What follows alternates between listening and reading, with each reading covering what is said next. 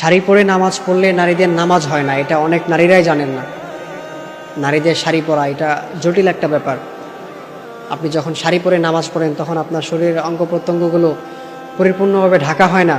দেখা যায় আপনার শাড়ি পরলে আপনার পেট দেখা যায়, আপনার পিঠ দেখা যায়, আপনার শরীরের আরও বিভিন্ন অঙ্গ দেখা যায়। তো আপনি যদি শাড়ি পরে নামাজ পড়েন তাহলে আপনার নামাজ কিন্তু হবে না। এই বিষয়ে অবশ্যই সতর্ক থাকতে হবে।